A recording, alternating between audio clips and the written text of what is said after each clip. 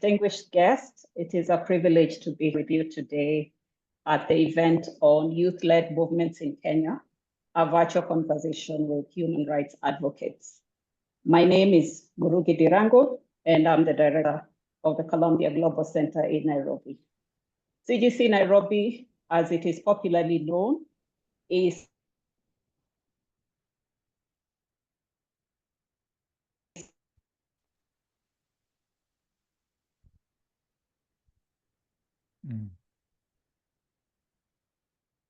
an initiative established by Columbia University in New York to bring together major global initiatives across the university to advance knowledge and foster global engagement. Our mission is to address complex global challenges through groundbreaking scholarly pursuits, leadership development, cutting-edge research, and projects that aim for social impact. Located in 11 cities across 4 continents, the Columbia Global Centers are local hubs for purpose-driven education, research, public engagement, and collaboration. The Nairobi Center facilitates collaboration with Columbia University and diverse stakeholders across Africa. Through formulating strategic partnerships, we connect academic institutions, government bodies, NGOs, multinationals, and other entities to join forces with Columbia faculty, students, and alumni to address pressing regional challenges and foster meaningful change. We work to ensure that our partnerships align with the interests of the region, and this has seen us work across a range of themes, including climate, health, education, refugee and migration, and business, among others. An increasing interest that deserves immediate attention in our region is addressing our youth's heightened disillusionment. What has been dubbed the 2024 Gen Z Africa uprising that was observed in Kenya, Uganda, Nigeria, Mozambique, Ghana, and even South Africa, collectively indicated a generational apprehension about the socioeconomic and political issues affecting their present and, more importantly, their future. Particularly in Kenya, the political landscape has always been vibrant, at the same time divided. Kenyans are deeply engaged in their politics and are not afraid to voice their opinions on repressive forms of governance.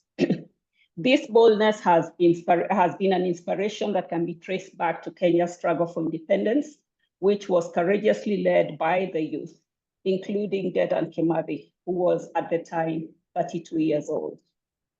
Unsurprisingly, this spirit endures among our Kenyan youth, who between the ages of 18 and 34 represent nearly 80% of the Kenya population. They are increasingly characterized by their boldness, knowledge, and capacity as economic and social disruptors. For decades, Kenya has been divided along tribal lines, with intermittent violence erupting every 5 years, resulting in the loss of especially young innocent lives, economic regression, and a perpetuation of deep-seated hatred.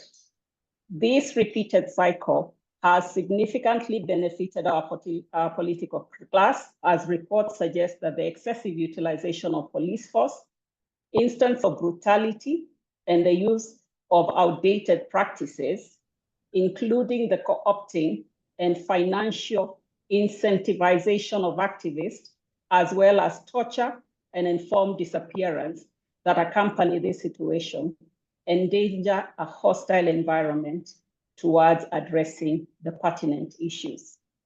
2024 painted a different picture and set a precedent in Kenya's history.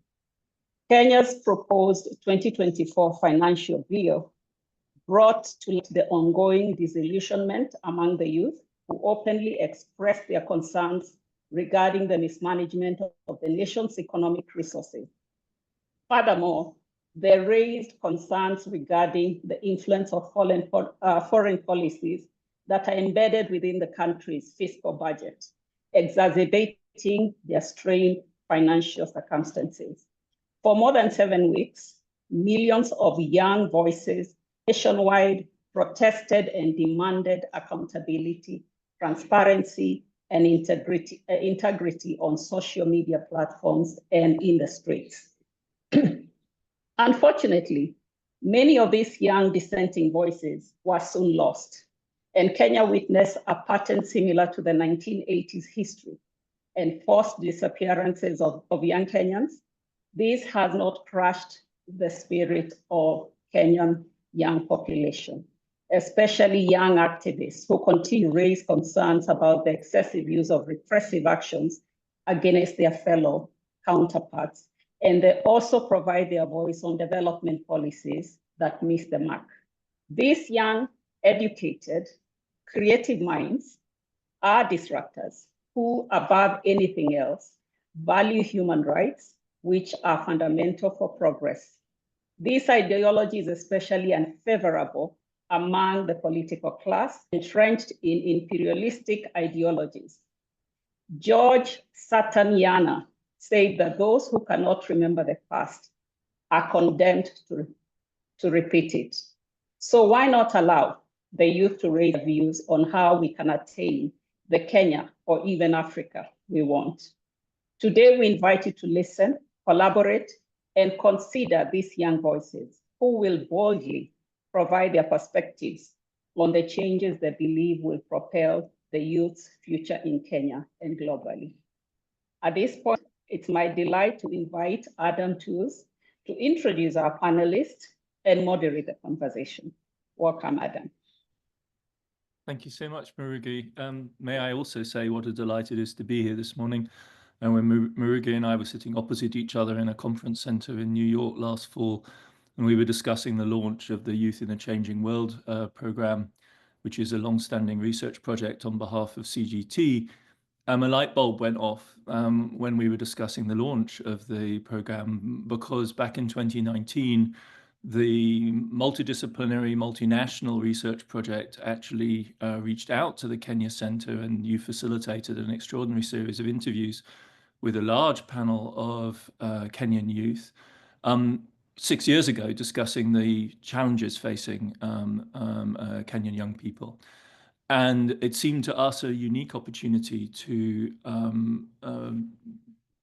create an arc from, as you were saying, the history to the present moment. And in light of the events in Kenya last year, which you described so vividly, Murugi, it was really an extraordinary opportunity, I thought, for the Committee of Global Thought in Colombia to be in conversation with the Nairobi Center and with the young activists which are part of your network. And it really is an honor and a great pleasure for me to be chairing this conversation this morning between Angel Membuthia, who is the chairperson of the Jubilee Youth League, Judith Ashieng, who's the co-founder of the Dandora community, and Jarvan Ofula, who's programs officer at Siasa Place. And I was wondering whether we could start with just an opening, a general question, how you three, maybe starting with Angel, looking back at the events of last year, how you view those protests and their legacies, how you see the future of that movement in the face of the forces of repression that Murugi was alluding to, which are not, after all, new in Kenya. As an outsider looking with admiration and bamboozlement at the sophistication of Kenyan politics, I see a kind of recurring cycle of resistance, repression, and new upsurge. It'd be fascinating to see how you think about the movement of last year in that context. And I guess with my economist hat on, I also am curious to know how you see the movement forward from here, what you see as the most pressing agenda items, and which aspects of policy, if there are any at all, you see as promising. What lines of approach a future government in Kenya, in your minds, should actually pursuing that would strike a better balance between the needs of building a fiscal state, building the mobilization capacity of a powerful state, which Kenya needs to meet its development needs. And on the other hand, the issues of social equity, which are so pressing in a country which still has a 40% poverty rate, and addresses the needs of a population skewed as heavily towards young people as Marugi described it as being. And it really is again and again an adjustment to find oneself, like myself, as an old person from a very old part of the world in dialogue with young people from a very, very young part of the world. So Angel, maybe we could start with you, and it'd be great to hear how you view those protests of 24 in retrospect. Thank you, Adam, for roping me in. I'm very enthused by the spirit our young people in Kenya here embody. And it throws me back all the way to our colonial struggles before 1963 when Kenya gained independence. And this is the kind of zeal and zest that I read about when I look at our historical literature and what it talks about how Kenyans fought for independence. And as Murugi mentioned in her opening, one of them being as young as 32, and even others becoming ministers at 28 post-independence. And that's the kind of feel I got after observing the Gen Z protest and coming to understand that I think Kenyans had been quite relaxed over the years. And I would say maybe the last time Kenya had felt of a revolution was when they dethroned a president who had served for 24 years, and then they got into a new president, and maybe that was a awakening moment. But then for the past 25 years, then Kenyans sort of had some different kind of life, and they were building on a different kind of system. And again, I would note that when I have my reflections, Kenya introduced free primary education in 2003, 2004, 2005. And you can look at the Gen Z of today are the ones who started getting an education then. So over the 25 years, they have been able to access education, both male and female. And even the gender balances in education have become more equal in Kenya as we speak today. And that's quite of a progressive policy that we had. And so when Mr. Ruto came to campaign to Kenyans in 2022, he made very big promises to the young people of Kenya. He told them that he will get them from the bottom and take them all the way up. But that seemingly is not what happened 1 year and 2 years down the line. And so when Kenyans tried to talk about the issues they were going through, the government was characterized by a lack of the basic qualities of leadership that we would go and get out of our textbook, which is humility and wisdom and becoming a listener. These traits that we are taught in a leadership class totally lacked in the Kenya Kwanza government, in this regime. When we talked about the cost of living issues, when we talked about the lack of jobs for young people, when we talked about corruption, what we were meted with were politicians carrying bags of cash, going to donate this cash to churches or going to donate them to projects. Whereas if these large amounts of money could have been taken into serious budgeted projects, then they would go ahead to create employment and spur economic growth. But this was not the case. So that is that is how we began this process of we are losing on time, and we are young people. We are not able to go through over the basics of life, get married, have children, have a family, have a home somewhere, or get your life going on. And so this is why we characterize this movement with the Gen Zs and millennials, because they feel the biggest brunt of it. And so when we look at young people going on to social media, becoming one of those platforms where young people have used to champion their causes, one of the initiatives of the 21st century, when you talk about the youth in a changing world, I look at AI, artificial intelligence, coming in as one of the greatest tools that young people in Kenya have used to be able to communicate their messages. And if you looked over about post the Gen Z protest, we had young people even putting the president in a coffin, and that really annoyed the president so much that his unit abducted young people who did that, or even drew cartoons of them And this is something that we have not condoned at all in our activism in Kenya. It has really rubbed off young people the wrong way. Recently, the majority, a cabinet secretary talked about young people being so angry on social media because they are taking drugs and they are alcohol abusers. But seriously, there are no jobs in the economy in the country of Kenya. The economy is not growing. Jobs, businesses are closing down. The cost of starting a business in Kenya is extremely high. Power costs are really high. Then there's the aspect of taxation. So even when you talk about the skills exceeding the demand in the market, that is where you have a country like Kenya.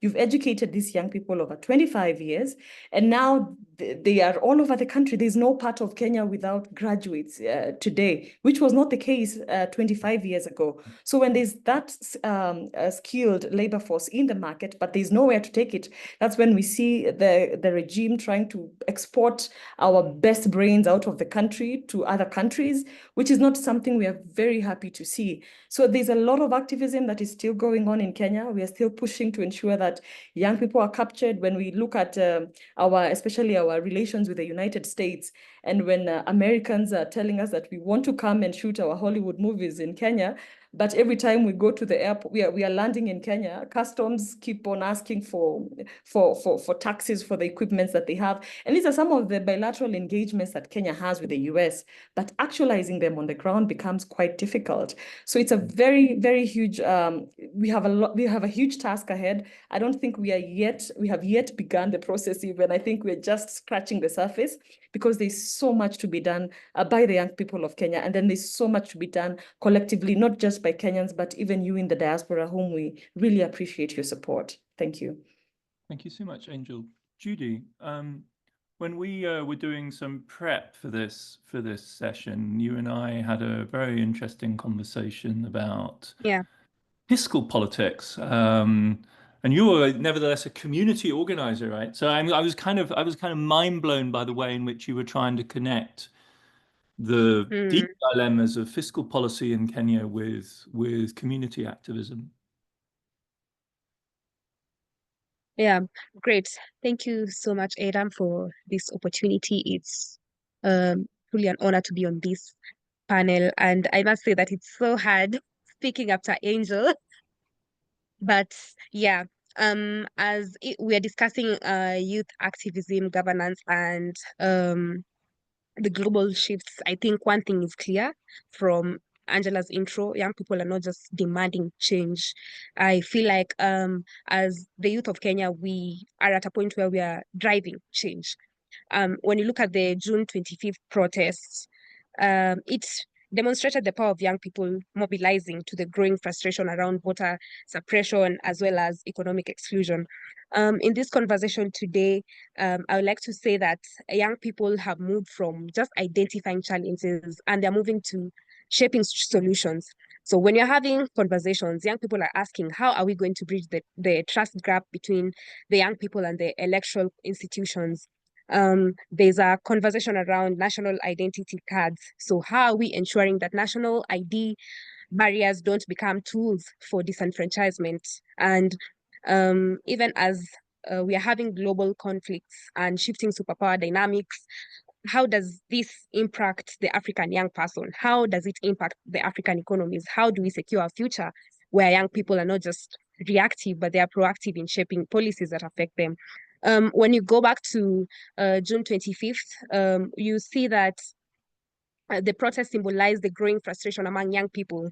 So the frustration was majorly around economic hardship, but as the momentum grew, we saw young people demanding good governance. They had conversations around the exclusion from decision making. The young people mobilized through digital platforms and they took it to the streets and they were demanding accountability. So unfortunately, the government's response was violence. It was arrests. It was internet shutdowns. And this, unfortunately, exposed a shrinking civic space. So this marked a significant moment in the country's social political landscape, but then also it highlighted the growing influence and frustration of the nation's youth that was sparked by increased taxes that was accounting to, I think, 346 billion Kenya shillings. That should be approximately 2 point something billion dollars. So the youth-led demonstrations became the most substantial challenge to the current regime's administration. Yes, thank you. Adam. Thank you. Can I just double down on that? I mean, in light of that very crisp diagnosis of the rising tension, the protests, the articulation of clear demands, and the repression, is your outlook that this will repeat that the failure of the government to constructively engage with the challenge being posed so articulately by the protesters predicts another round? Do we see this repeating again? Is that what you feel the energy for on the part of the constituencies that you're in touch with? With the constituencies that I'm in touch with, I think in my intro I mentioned that young people we are tired of saying that this is the challenge. We are saying this is the gap. Young people will, I think the fuel that was put during the June 25th protests, it gave some form of hope. And I keep saying that it's quite unfortunate that majority of the young people went to the streets because of utter emotion. Young people were they were so frustrated by the increasing taxes. But what that backs is intentional civic education, because now you're doing civic education, but for a 19-year-old. So you see, that's a bit different. So now when that 19-year-old says that, oh, my mom was telling me that back in the day, bread was 20 shillings. How come right now in campus, I'm supposed to sort of fend for myself and I'm buying the same bread at 80 shillings? You see, it doesn't make sense. Why is there a gap in this? So that drives some form of urge for the young people to sort of seek information. And information in most African countries is hidden for a reason. It's very systemic, because once young people understand that this is what we need to do, this is our right, the reason why this is happening is because of this, the reason why inflation is like this is because of this, the reason why we are not getting service delivery is because of corrupt leaders, then they get the fuel, they get the urge, they get the need, they feel the need to do something about it. And because our electorate don't like to listen, the only way is through protest. So I feel like the young people are no longer in shells. They are no longer at that place where they are saying they are scared. Because if we can go to the streets and demand for our rights, we'll do it again and again and again and again and again. Yeah. Thank you. Thanks. That's great. Javan, you've been very patient. Thank how you. does this look from your vantage point? Thank you very much. I want to thank you for the opportunity, and of course for the two very informed young people that have spoke before me, that is Angel and Judy.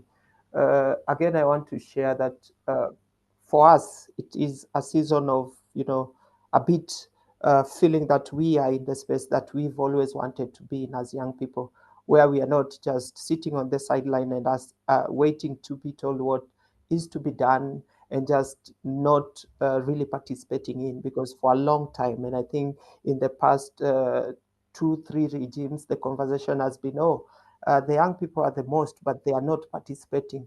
But again, at the same time, it's the young people that need this much, but they need to do it in these ways. Looking through those particular promises, those particular conversations, it came to a time that we needed to participate and take the front seat, be on the table, ask, hold our leaders accountable. And this has been a long coming, juncture. It has been something that has been boiling. I think also our leaders took, a backseat and felt like, okay, we will be driven all through and through.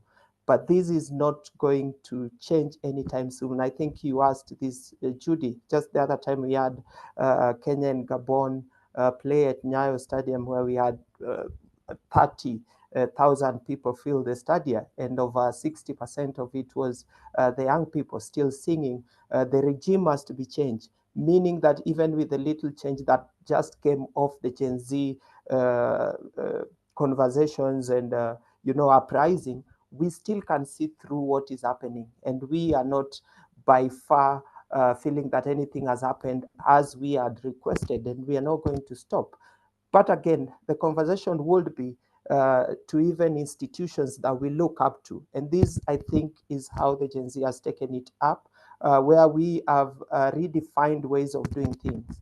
For example, the IEBC is one that has always been mandated to do civic education to the population, but this has not been coming forth. So then what has the Gen Z done? And just not in the physical spaces, but also with the social media spaces where we have opened up, the civic spaces. When they close us down in rooms, we open it up on social media by getting the constitution, number one, which we know that every Kenyan should know what needs to be done, how it needs to be done, who needs to do this. And as we know, we have a very young constitution that was just brought into action in 2010. And this came with a lot of advantages, which of course would have really changed lives of most Kenyans if leaders would have lived to its expectation.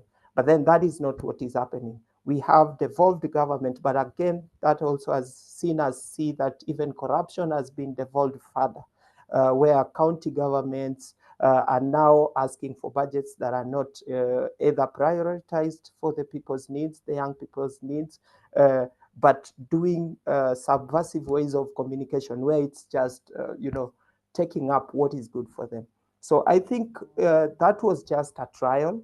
And because our leaders seem to be blind to what we are saying, there is going to come another phase, a bigger phase. And this time around, the Gen Zs, of course, will be in the lead, but also the older people will be in the space, because with the backsliding of our economy, the hardship, no one is left out of the conversation. It's not just the young people, but the young people with our parents are all together in it.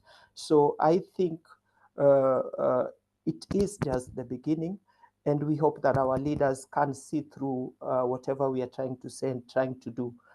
They try to say that we are doing it in a very awkward, rowdy manner, but then they've also pushed us to this extent, because when they sit on their vehicles, on their podiums, they do even worse, but then ask for something that is contrary to what we see them do. Yes.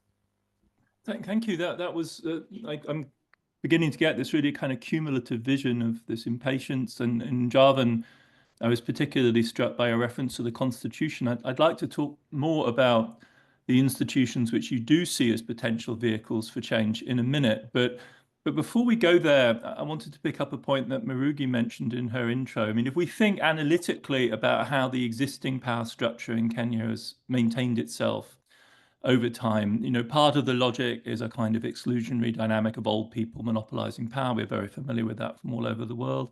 Another kind of logic is the concentration of economic resources in elites, the power play between various types of big business entities.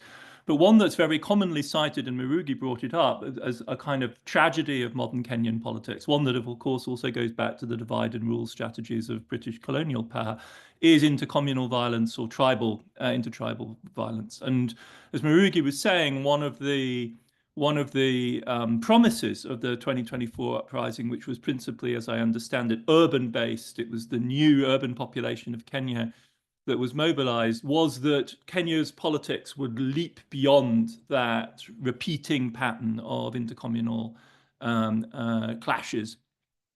I wonder how you see that in your generation. Do you, you wouldn't, I mean, in the United States as well, there was this moment around Obama that we had this idea of post-racial politics, that the United States would get beyond the legacies of the 19th century slavery, and society would move towards a deeper level of integration. Do you see, does that strike you as real? Or is this something that hovers in the background for you as a real risk? Because elites defending their power as elites, they can use massive force, but they remain minorities. If you are actually, as part of a power project, able to mobilize communities against each other, then the logic of democracy can become very explosive and very toxic and extremely violent, as we know from many populist settings. So this is a painful question, but it's one I'm really I would love to get an answer to, or some insights into. I don't know who would like to pick this up. Angel? Yeah, maybe, I can just throw in my thoughts on it. I think that for Kenya, tribalism is one game played by politicians. Naturally, Kenyans in their natural state, are not tribal. That is my view. I think, tribalism in Kenya is not like racism in America. Race, you're black, you're white, you're white. You can physically see that. But even by looking at me without knowing my name, you wouldn't know whether I am Kikuyu or Luo. And so we can be in social spaces without necessarily caring about which backgrounds we are from.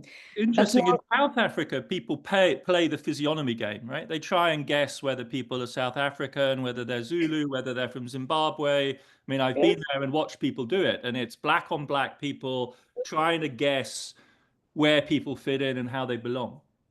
Yeah, but for Kenya, it comes out majorly during elections, but then what you will see is in the system of how Kenya is governed. You will look at the issuing of identity cards. It depends on who is running for president. So if there's a certain area that tends to be the opposing side, we'll have lesser people getting access to ID cards because that's the government that issues that. When you look at appointments, once a government is formed, it's based on tribal dynamics. So let's say if it's CS, Interior, or Defense, it predominantly goes to a certain tribe. If it is agriculture, it goes to the Kikuyus or the Kalenjin. So that's the kind of a tribal picture that we get to see. And even when you talk about infrastructure, you'll see some regions having more infrastructure than others. And that's what we are primarily trying to fight, even with devolution. That's why Kenya brought in the new constitution of 2010 to ensure that there is equitable distribution of resources across the country. But generally, when I look at the Gen Z protests and how they came out, we came out tribeless, leaderless, and that goes to say that Kenyans are not primarily tribal. It is the situation that they are put in that makes them tribal. Otherwise, we appreciate our backgrounds and where we are from. Because even now, the strategy that Mr. Ruto intends on playing in the 2027 election, see, in 2022, he played the classical card, the classism card of the dynasties versus the hustlers, the haves versus the have-nots. Now, Kenyans have seen that cannot work, does not work, and so he cannot play that card again.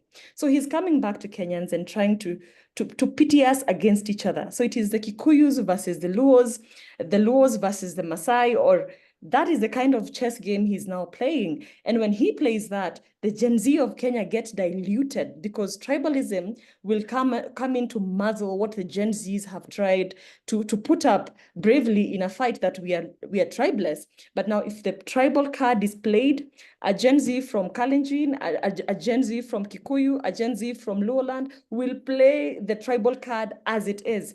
And that is why we are asking young people to rise above that, not to get swallowed in, because Mr. Ruto is looking for everybody to join his government and forget about all the bad things that he has committed by bringing in now the aspects of tribalism and all that. So we're asking young people to make this a generational war or a generational context, that it is we young people who are going to get into government. We are going to get ourselves elected as leaders. We are going to take ID cards and we are going to run for office and we are going to change this country. That is the message that we have. Does Judy, you'd like to come in on this? Thank you so much, Angel. That was hugely illuminating. Judy. Yes, and that goes back to what I was talking about, information, because tribal politics in Kenya has been a long defining factor in elections and also public resource allocation, So this deeply influences the country's political landscape, because since independence, political leaders have often mobilized support along ethnic lines, and the culture has been where your party loyalty is tied to. So your tribal identity, rather than the ideology or the policies or the agendas of the government of the day. It has created a sense of exclusion and marginalization for some communities, because now you'll hear, for example, you can hear someone saying that, I'm from Turkana. Turkana is far north of Kenya. So why do I need to why do I need to attend public participation? It really doesn't matter, The last time we saw a Turkana, at the forefront of Kenya's elections was, I mean, Ekuru Aukot was one of them, but people don't know him that much because he's not that strong. So they'll be like, no, there's no need for us to participate. At the end of the day, our person is not there. So political parties, rather than being issue-based, frequently they operate as ethnic alliances. So this makes it difficult to establish long-term political institutions that are driven by national interests, The recent generations are increasingly rejecting the tribal politics, hence the leaderless, tribeless Gen Z movement that was evidenced by, young people who were organically mobilized digitally. They didn't even care where you're coming from or where you are, It was just. So, I mean, does it also have something to do with urbanization? Kenya isn't a very highly urbanized place. I was just checking Nairobi's share of the Kenyan population is around 10%, which isn't a very large share. But do the cities create new zones of interaction between people from very different backgrounds that compound? I mean, there's a virtual element to this. We always talk about this mobilization as being online, but is there also a day-to-day reality in the younger population of intermingling, of interaction, of kind of the irrelevance of old categories and categories generated by self-interested politicians? Well, I think deep-seated historical grievances, and I would like to call it elite manipulation, continues to make it a challenge in Kenya's democratic evolution.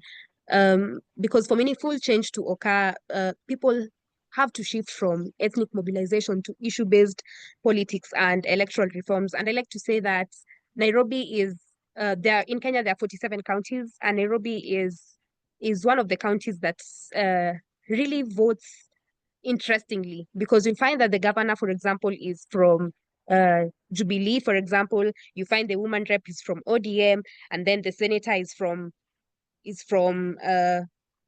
another political party. This is because in major cities, there's a lot of access to information. So information is not necessarily given to you directly, but people can easily access information. People are informed. People try to find out, hey, by the way, what are so-and-so's policies politically, And like the rural areas, for example, I come from Kakamega. Kakamega has the Luya population. They rarely think about ideologies. It's usually our person, we are just thinking of a fellow Luya person. But when you're doing civic education and you're trying to make these young people understand that, by the way, that these are the roles of your leaders, this is what your leader is supposed to do. And they'll be like, oh my God, do you know so-and-so came and told us that they will make for us a road. And that's not even their role, like it's a member of county assembly telling people that they are going to make roads. So they're like, okay, so it really doesn't matter whether this person comes from our backyard. It doesn't matter whether they are our neighbors. It doesn't matter whether we are related or they are our tribe. If whatever they are saying is not true, then they're not going to help us, So once people get that information, it's easy for them to participate meaningfully. So that the politics of the day is ideological rather than ethnic and other biases involved. Yes, but information is very important. It sort of drives people from the ethnic politics. Jovan, you invoked the Constitution. I was impressed by this. We're talking roads, we're talking unemployment, we're talking tribal affinities. And against this, you position the 2010 document, but nevertheless had this rather sad almost comment about how it wasn't really being lived up to. Do you see the Constitution as a real vehicle for potential change, as something that people can evoke, and does law work? Will good lawyering be part of the solution here? Yes, I think the Constitution 2010 is one of the most, low-hanging fruit for us as people also to do things within the system, because as has come out in so many conversations is that especially leaders are saying, oh, we are doing this, we are doing that, it's unconstitutional, you can't do this. But then we have an anchor, we have something, we have somewhere to run to. And having Constitution 2010 to run to do references from then gives us a proper way and a path to follow. And this is why I would say again, Kenyans, and especially the young people nowadays, don't just say it's high living standards, but they say it's high living standards because, for example, Constitution 10 has these processes and ways of collecting taxes from the people, and these ways of devolving or redistributing these resources to different counties. But then through those particular structures and entities that are given, how then do we hold the government, for example, the national government and the county governments, accountable to know that this money came in and it went out? I think Constitution 2010 until now, and I've seen conversation where our leaders are already even proposing, amendments to the Constitution, and we are like, okay, that could be something to be talked about, but you've not even articulated all these that came forth that is very good for us. And this is brings, for example, where we've seen the power of the judiciary in the Constitution 2010, that is very powerful, very strong, that is pro-people. But then the regime of the day is stifling the judiciary. They are being given very minimal resources. They are being, hunted day in, day out. If we, the people, the Constitution, if we can truly push for the articulation of the Constitution as it is, then I think we stand a very good chance of bringing Kenya back to, to the right place. Again, we've even seen our legislature where we've seen most of our MPs are now like just not speaking the language of the electorates, but speaking the language of the president who's in power. With reference to that, we've seen young people already trying to even recall and impeach their MPs by referring to the Constitution. So I think there's a very, very, there's still a very big advantage with our Constitution. And if we look up to it, then even as the young people have opportunities to do things right, and of course to achieve what we wanted to achieve. And that maybe was the one undoing when we said, oh, we are leaderless, we are faceless, then we could not have a proper constructive conversation with the power at place then. But we know this, so we are doing it right.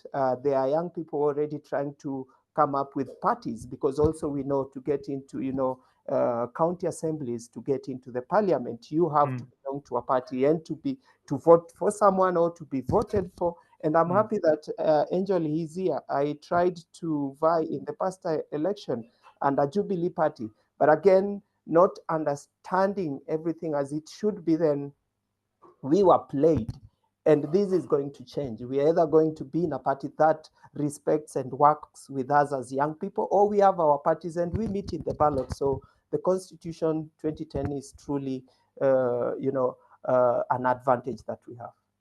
That's really fascinating to hear. I'm a liberal by disposition, and so the idea that a constitution could act in this way as a kind of promise that can be called, that can be invoked, it's obviously not the same as tear gas and arrests and disappearances, but it has a force, and for people of goodwill, it has a particular force, and so these are our weapons, and so we should use them. I found that very inspiring, Javan.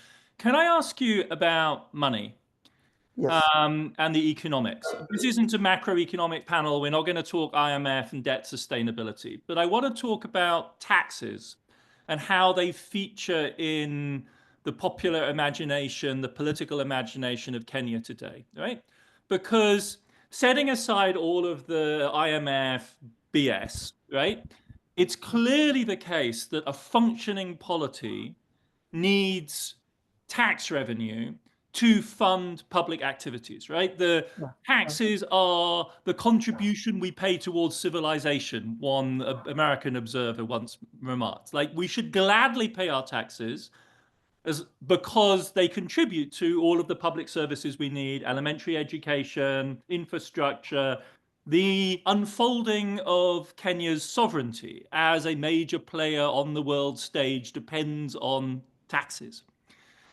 But having said that, the question is, how do you construct a bargain such that this regrettable thing we all have to do, apart from dying, the other thing we do is have to pay taxes, is structured in a way that is not obnoxious and doesn't delegitimize the process. So I guess my question is, in your understanding of the 2024 protests and the politics they represent, what is the understanding of taxes and the way they figure? Because obviously there's a cost of living crisis, there's a crisis of future expectations, there's immediate unemployment, there's a party of hustling because an awful lot of people have to hustle.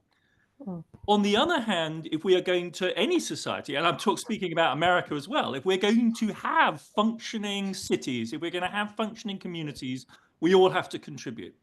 So how is this worked through? Is this a politics of people saying, well, I'll pay a little bit, but what really is obnoxious is there's bags of cash floating around and those people pay no tax at all? Is it that I do pay tax and nothing ever gets delivered? What the hell is happening to my money? Is it that I'd rather pay income tax and not pay indirect tax on consumption? Or I don't want to pay tax if it's going to foreign creditors who've lent, odious debts from years ago, which had nothing to do with me and I don't see anything for. Help me understand like how tax figures. Is there a, Javan gave us like the pro-constitutional take of the protest. Is there a positive vision of what, I mean, this is a crazy thing to ask in a way. Is there a positive vision of what tax might look like, how it should be organized, if it's currently unacceptable? Judy, you excellent. And now I'll go Judy, Javan, and then Angel. Yeah. We said you're not going into the deep tax stuff, the IMF expenditure, I don't know what, all the jargon that involves tax. Yeah.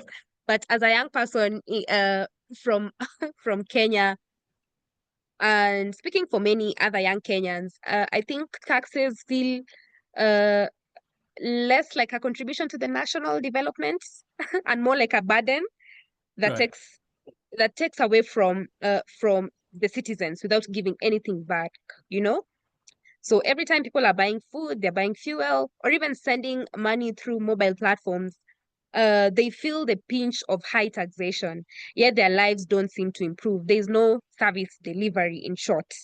So people struggle to find jobs. They struggle to start businesses. They even struggle to access quality education and healthcare, things that their taxes should be making better. Instead, they watch as politicians live lavishly, corruption scandals here and there, public services remaining broken. I mean, it's so frustrating to work so hard only to see little return from a system that demands so much, This growing resentment is why young people are pushing back. Young people are demanding not just for lower taxes, but better governance. One where their contributions actually is making sense, because it doesn't make sense for you to tax, like then the common Mwananchi doesn't understand how taxes, VAT, 16%, I don't know what percentage works. But you see, it's not making sense that bread is 60 shillings today. Next year, it's 80 shillings. But the roads from my house to my child's school has never changed since I moved to this place.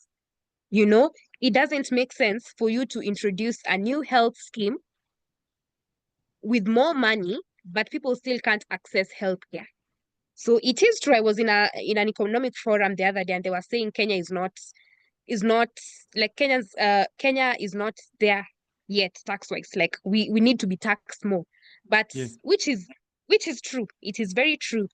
But the tax has to make sense. So if you're taxing me more, then I have to get better service delivery. If you're getting more from me, then that means when I go to the hospital, I should receive timely services that make sense. There are enough drugs. The hospitals are equipped. The roads, like it has to make sense. Yeah. Jarvan, you wanted to come in on this as well?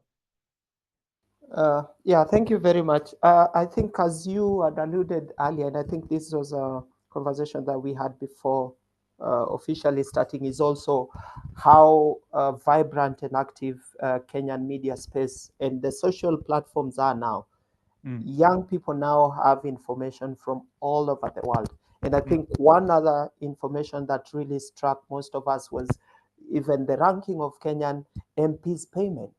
Our MPs are ranked like top 5 globally.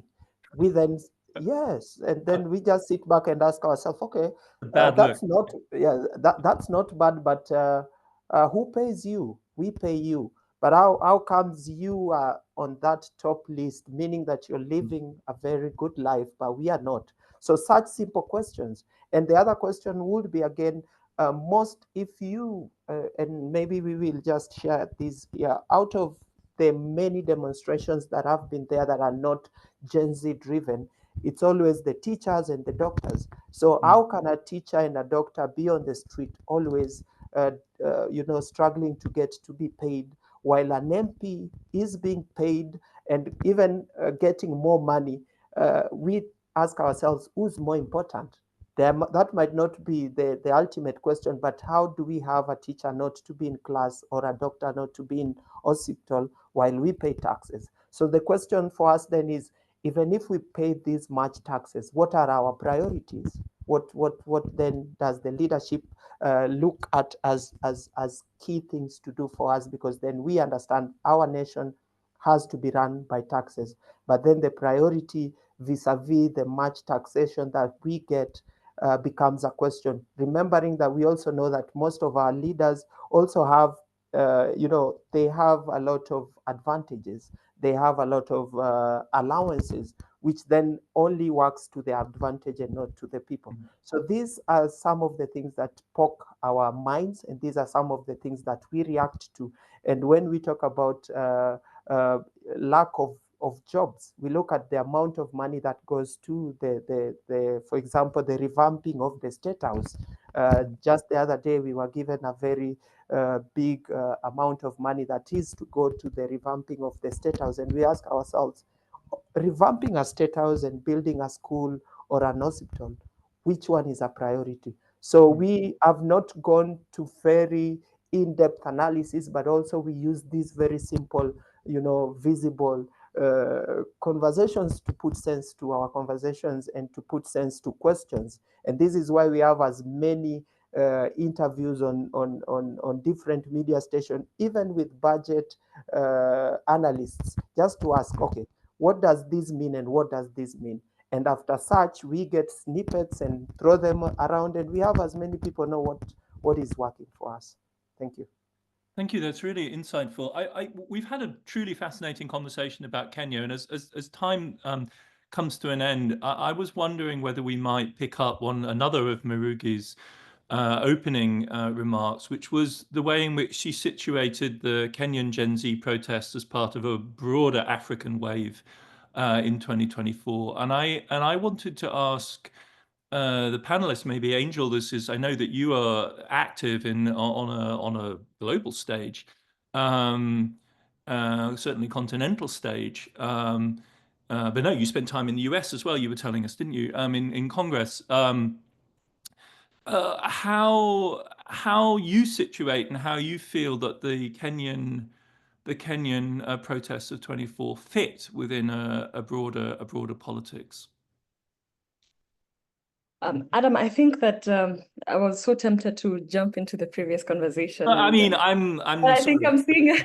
I'm just one sentence, and just to say that it's not about the taxes, but the Kenyan people are being led by leaders who totally lack emotional intelligence, and how they communicate with Kenyans, and how they want to show and package themselves as a government is what's lacking, not necessarily Kenyans not interested or not excited about paying taxes or not seeing the initiative. But then what I like about the Gen Z protests, now going back to your question, is that it reminds me of, as I said earlier, that it reminds me of how Kenya gained independence, gaining independence in 1963. And then you could see that at that time when Kenya was gaining independence, there was no social media, there was no internet as we know of it today. And different African countries gained independence almost around the same time. Yeah. And these movements, when you read about them across the continent, they were majorly led by the Gen Zs of that time, the young people of that time, and others, mostly students, others young people in communities. And so this is something that is rekindling those memories of how it might have been in those days when Africans were fighting for independence. So I would look at this as something that sort of inspires the continent. And, you know, during the Gen Z protests on social media, Kenyans would say, after liberating Kenya, we are going to liberate Uganda from their longest serving president. And some protesters went and even set ablaze some tires outside the Uganda's High Commission here in Nairobi. And you know, that's going to communicate to other Gen Zs across the continent that whatever is happening to you should not be the case. You can do something about it. And that is what excites me even about the global stage. And just not too long ago, we were having sort of a scandal waiting to happen called the Adani deal, where Kenya's airport was about to be refurbished by an international company that had not gone through the rightful process of bidding and competitive bidding, so as to say. But the government of Kenya insisted and pushed it down on our throats that our airport must be renovated by Adani. But what rescued us was a US ruling in New York that labeled Adani as a dealer and who should be avoided by all costs. I mean, initiating that, and I know he still has to answer those charges. He's still innocent until he's declared guilty. But the next morning, all deals were withdrawn by the Kenyan government on Adani, and we've not heard of Adani again. So that goes to say that there's a whole lot of work to be done, not just by Africa or even Kenyans, but even the global community, getting support from young people in the US, getting support from Europeans, people in the Middle East, is something that we sort of think as an exciting moment where, you know, maybe this goes on to even feeding into what we experienced during the COVID-19 pandemic, where the world became a global village. Now Wuhan is just a few hours away, and Seattle is not too far away. Someone coughing in Seattle is a problem for me here in Nairobi. And that's the same thing we saw with the Gen Z protest, that if it's not working, and even when we're talking about global rankings on corruption, I'm forgetting the name of the company or the organization that was publishing the most corrupt countries and the most corrupt presidents in the world. And over 40,000 Kenyans sent petitions to the organization. And when Mr. Ruto was declared number 2, we were about to go to the International Criminal Court to say that the election was rigged. He should have been number 1. So I think there's a very beautiful sensation we are having from young people across the continent, even demanding for young people to get engaged in leadership.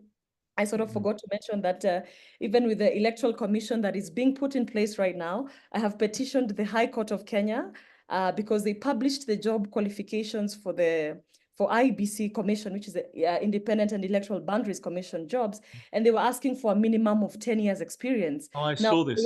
The young people here, we may not be able to justify 10 years of experience. If No, you're all too young, right? You were in kindergarten or in like elementary school.